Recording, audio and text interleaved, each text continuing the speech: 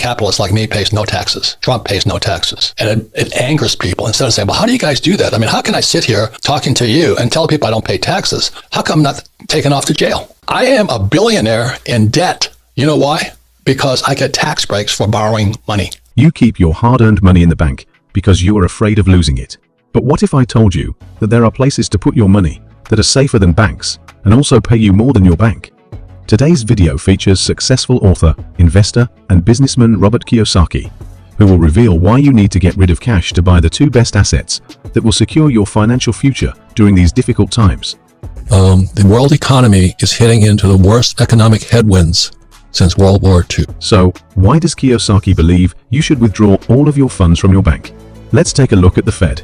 The Federal Reserve establishes target interest rates at which banks lend to one another over the course of a day in order to maintain reserve requirements. Similar to the hike in February, the Federal Reserve raised the benchmark federal funds rate by 25 basis points this month to a new target range of 4.75% to 5%, raising borrowing rates to their highest level since 2007. Robert Kiyosaki is not the type to remain silent on Federal Reserve policies. In a tweet last week, the financial expert targeted the Fed, claiming that the institution's approach of raising interest rates will crash equities, bonds, real estate, and the US dollar, causing a $1 quadrillion or $1,000 trillion drop in the derivatives market. Kiyosaki recently accused Jerome Powell, the chair of the Federal Reserve of the United States, of being dishonest about how interest rate increases will affect inflation. Kiyosaki predicted a further rise in inflation based on how the United States handled the financial crisis following the sudden demise of three lenders, Signature Bank, Silicon Valley Bank, and Silvergate Bank, in a matter of days. He claimed that the US would likely increase its money printing to bail out the banks, resulting in higher inflation. In fact, Robert Kiyosaki disputed President Joe Biden's claim that bailing out failed banks would not cost taxpayers money. Despite all this, Kiyosaki remained concerned about the economy and the American taxpayers. He believes that the Federal Reserve and the FDIC's constant creation of false money, referring to the dollar, was a sign of hyperinflation.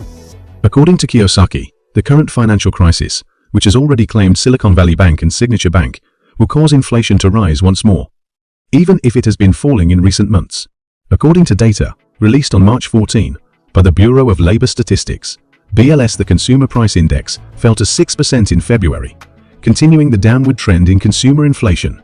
The Housing Index, which accounted for 70% of the increase, was a major contributor to the still high inflation, even though inflation has fallen for the seventh month in a row. The Federal Reserve's 2% inflation target remains unattainable. The news was closely watched as one of the final economic indicators before the Fed meeting last week. Meanwhile, the closures of Silicon Valley Bank and Signature Bank have created havoc in the local banking sector. There has been increasing pressure on the regulator to hold off on raising interest rates in order to avoid further stress on other banks and work to stabilize the industry. They pump out fake money. The purpose of central banks like the Fed is to protect the banks, not you.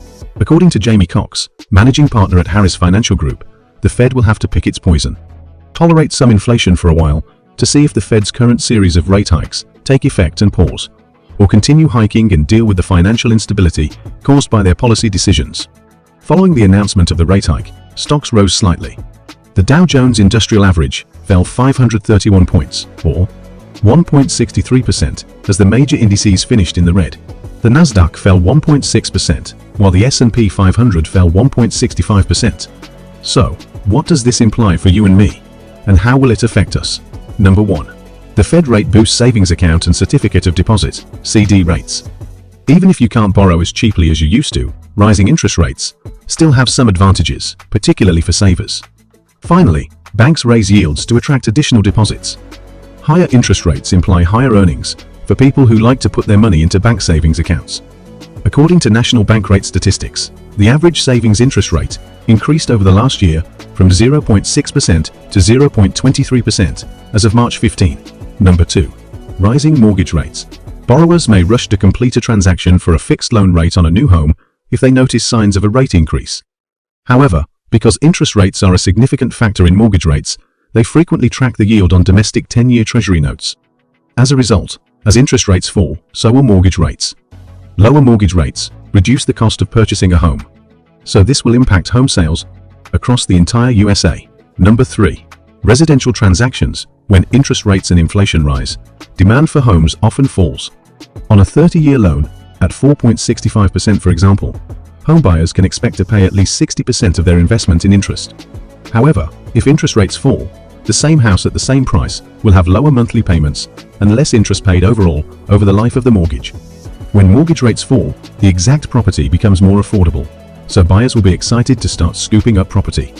Number 4. Bonds and stocks. Lower interest rates have a direct impact on the bond market. With yields on everything from US Treasuries to corporate bonds falling, this makes them less appealing to new investors. Bond prices move in the opposite direction of interest rates, so as interest rates fall, bond prices rise.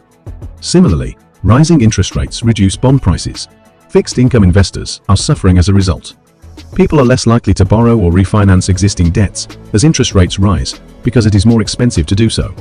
Also, as interest rates rise, investors' portfolios may shift from stocks to bonds or fixed income assets, as these investments become more appealing when investors sell their equities. As a result, the stock market could fall. 5. Using a credit card becomes more expensive. When the Federal Reserve raises interest rates, your credit card debt becomes more expensive. This is because credit card companies' interest rates usually closely track the federal interest rate. With the pathetic interest rates offered by financial institutions on checking and savings accounts since the Great Recession, keeping money in a bank or credit union is basically like keeping cash under your mattress. It loses value fast. So, what are your options? Are there any safe havens that can protect you? Yup, here are a few. Number 1. Buy some short-term bonds. Take advantage of bonds now more than ever if you're 5 to 10 years or less away from achieving a significant goal, such as retirement or sending your children to college. As a result, your portfolio's total risk is lower, and the income generated by your portfolio is more stable. Number 2. Finance your home. It makes sense to lock in. It is prudent to keep your fixed income portfolio liquid and your mortgage rate at the current level before it rises. If you are qualified, now is the best time to refinance your home to lock in the lower payments. Number 3. Pay off your debts. Because of higher interest rates, the variable interest rates on your outstanding amounts will rise. If you want to live a debt-free life, paying off that type of debt makes financial sense as interest rates rise. Number 4. Invest in inflation protection, gold and silver. Kiyosaki advises against putting money in the bank right now. He recommends investing in precious metals, such as gold and silver, as the best substitute for counterfeit money. Gold has outperformed paper money and other valuables over time. Gold is viewed as a means for people to preserve and pass on their wealth from generation to generation.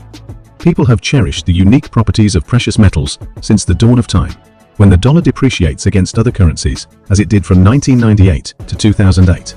Long-term investors, such as those who subscribe to the financial vault, frequently turn to gold for safety. As a result, gold prices rise. Add silver to your portfolio too, if you want to invest in a less expensive asset than gold. Because silver and gold have been accepted as legal tender for so long, they are unlikely to lose value anytime soon. My father was a survivor of the 2008 recession. Due to the 2008 financial crisis, the world experienced falling prices and the threat of a depression. At the time, government bond prices rose significantly, and yields fell as a result. He used the treasury bond to invest $10,000 of his life savings in the bank. He then spent half of what he had on 6 ounces of gold at a cost of $973.66 per ounce, for a total of $5,841.96. He still had $4,158.04 in his account, which he used to pay my college fees, clear debts, and pay for the utilities in our home. What made this story stand out? The treasury bond has returned 6.89% of his total investment, and gold has risen to $1970 per ounce. Another person who profited from the recession was Jamie Dimon, a billionaire and banker who, despite not being an authentic individual investor, made significant gains for JP Morgan during the credit crisis. Diamond used the strength of his bank's balance sheet to buy Bear Stearns in Washington Mutual at the height of the financial crisis. Two financial institutions that had made large bets on the housing market in the United States were destroyed. JP Morgan purchased Bear Stearns in early March 2008 for $10 per share, or approximately 15% of its worth. That same September, it also purchased WAMU. A portion of WAMU's value from earlier in the year was also reflected in the purchase price. JP Morgan shares have more than quadrupled in value since their lows in March 2009, making shareholders and its CEO extremely wealthy. Dimon is well known for avoiding many of the pitfalls associated with the subprime mortgage crisis of 2007-2008, which devastated several competing companies. When dealing with rising interest rates, all investors should be cautious, especially those nearing retirement. As with any other market situation, the best way to mitigate the impact of rising interest rates is to strike the proper asset allocation between gold, silver, and treasury bonds. Rich people put their money to work for them because they understand that money must be converted into something of actual value in order to be valuable. They spend money by investing it in businesses that will generate cash flow over time. My dad invested $15,841 15 years ago, and the value has since doubled. Why put your money in a bank where it will depreciate when you can invest it in assets that will increase its value? Passive income is when you make money even when you are not actively working. You enjoy the rewards of the work you did in the past, and money comes pouring in whether you're sleeping, on vacation, or spending time with family. I agree with Kiyosaki. Earning passively is the key to building wealth long-term and achieving financial freedom. Now let's dive into the top 6 cash flow assets that can make you passive income for life. Asset number 1, real estate. Real estate is one of the best investments I recommend for 2023 and beyond. And Robert Kiyosaki agrees. He believes real estate is one of the best assets for passive income. It provides a consistent income stream to support a comfortable lifestyle and build wealth over time. Kiyosaki also enjoys real estate because it provides a tangible asset that can be seen and touched. He suggests investing in commercial rental properties and real estate investment trusts. He emphasizes the significance of locating properties in high-growth areas that are likely to appreciate over time. The beauty of real estate is that you can use debt to your advantage. Jane, for example, bought a rental property in a low-income neighborhood. Despite the property's bad reputation, she could rent it out for a higher-than-average rent because of its proximity to public transportation. Jane could generate a steady income from the property by focusing on its cash flow potential rather than its reputation. But what if you lack the financial means to invest in real estate? Don't worry, I have a solution for that too.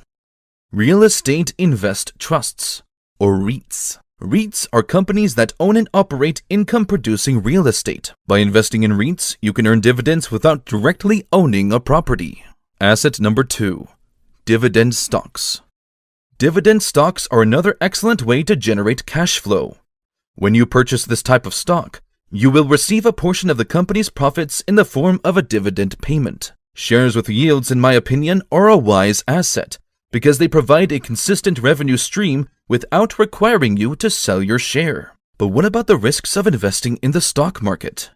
If you're willing to analyze and invest in high-quality companies, buying stock can be a powerful tool for building wealth. In a recent interview, Kiyosaki discussed how he invested in a company that paid out more than 20% per year. He believes that investing in equities can provide an excellent passive source of income, particularly for those willing to research and invest in high-quality brands. Asset number 3, business. Businesses, when properly set up, can be a great source of passive income. The idea behind creating a passive income business is to create a system that can run without your constant attention. As the owner, this means you must start a scalable business that can generate revenue without forcing you to work on it all the time. Ebooks, online courses, and other digital products that can be sold online are great examples of this. Once you've created these products, you can sell them over and over again, generating consistent revenue. Now you might be wondering, what if I don't have something to sell? No problem, you can sell other people's stuff for them and take a piece of the profits. This can become very passive and a great way to make an extra 5 to 10K per month in profit if you set it up the right way. The link in the description has more details. Robert Kiyosaki is a successful entrepreneur who has built a business empire that provides a steady stream of passive income. When he was 9, he started a small business selling wallets. Since then, he has built many successful businesses that have provided him with passive income over the years. But don't be fooled. Building a passive earnings business requires dedication and patience. Still, it is an excellent way to provide passive income that will provide financial security for years to come. You will be able to earn passively while freeing up your time to focus on other things. Asset number 4, intellectual property. Intellectual property is another asset that I recommend. If you have valuable ideas, inventions, or creative works that you can legally protect, intellectual property, or IP, is an excellent source of cash flow. Intellectual property refers to intangible mental creations such as patents, trademarks, copyrights, and trade secrets that can be owned and used to generate additional revenue. Intellectual property creation and ownership can generate you a lot of passive income long term. These are some examples of how intellectual property can be used to generate passive income. Patents. If you have a unique invention or innovation, you can apply for a patent, which gives you the exclusive right to use and sell your design for a set period of time. This will generate passive income by allowing others to license your patent or selling it outright to a company. One example is the patent for the Post-it note, which was sold to 3M for $12 million and continues to generate passive income for its inventor. Copyrights. Original creative works, such as books, music, films, and software, are protected by copyright, which prevents them from being copied or distributed without permission. Obtaining a copyright allows you to earn money passively through royalties from sales or licensing your work to others. The Harry Potter series, for example, has sold over 500 million copies worldwide and generates passive income for its author, J.K. Rowling, through book sales, movie rights, and merchandise. In a recent talk, Kiyosaki discussed how he developed Cash Flow 101, a board game that has sold over 2 million copies worldwide. He believes that creating and owning the copyright to this game will provide a steady stream of inactive earnings for a long time. But what if you're not a game designer or a writer? Don't worry, you can simply invest in the intellectual property of others. Investing in a book or film, for example, can make you money passively through royalties. If you have valuable ideas, creative works, or some extra cash to invest, rights to intellectual property can be a great source of passive income. Asset number 5. Peer-to-peer lending.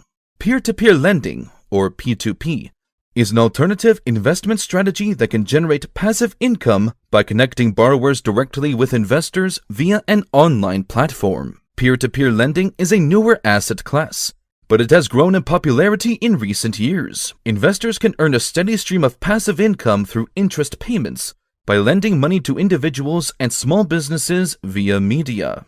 P2P lending platforms act as intermediaries between borrowers and investors, providing borrowers with a marketplace to access loans. And investors turn investment returns into profits. Individual loans can be funded by investors, or they can invest in a diversified portfolio of loans, which typically yield higher returns than traditional savings accounts or bonds. P2P lending has a number of advantages over traditional investment strategies. First, investors can earn higher returns because P2P lending platforms have lower overhead costs and lower intermediation fees. Second, peer-to-peer lending allows investors to diversify their portfolios across a diverse range of borrowers, lowering the risk of default. Finally, P2P lending provides access to cash for borrowers who may not qualify for traditional bank loans, making it a socially responsible investment option. Several popular P2P lending platforms provide investors with passive income opportunities. Since its inception, Lending Club has facilitated over $60 billion in loans to borrowers and generated over $14 billion in returns for investors. Investing in peer-to-peer loans via online platforms allows investors to earn higher returns while diversifying their portfolios across a wide range of borrowers. Borrowers benefit from P2P lending because it provides a flexible and accessible source of capital with lower interest rates and fees than traditional bank loans. However, as with any investment, it's really important to carefully weigh the risks and benefits of P2P lending before proceeding. Asset number 6. Annuities. Are you concerned that you will outlive your retirement savings? Do you yearn for the security of a consistent flow of revenue in your golden years? If so, you should consider including annuities in your portfolio. Let's look at how annuities work and how they can benefit your retirement plan. An annuity is a contract between a person and an insurance company under which the person makes payments in exchange for a regular payout from the insurance company at a later date. But annuities are not without risk. One of the major risks is that annuity payments might not be able to keep up with inflation, eroding the value of the income over time. Furthermore, annuities can be complex financial products with high fees and surrender charges that can erode the investment's value if the annuitant decides to withdraw the money early. Annuities of various types, including immediate pensions, deferred annuities, and variable annuities, can be used to generate passive income. Immediate annuities provide regular income payments beginning the day the allowance is purchased. Simultaneously, deferred annuities provide income payments that begin later, typically in retirement. Variable annuities have the potential for higher returns, but they also carry more risk because income payments are based on the performance of the underlying investments. Assume I've saved a substantial amount for retirement, but am concerned about market volatility and outliving my savings. I can buy an annuity to ensure a consistent flow of revenue. It can be a passive source of income that provides a guaranteed revenue flow in retirement. However, as with any financial product, it is critical to weigh the risks and rewards of annuities before investing. Earning passively will be the best way to supplement your regular income or provide a consistent revenue stream in retirement. By diversifying your portfolio with different cash-flowing assets, anyone can create a long-term source of passive income to provide financial security for years.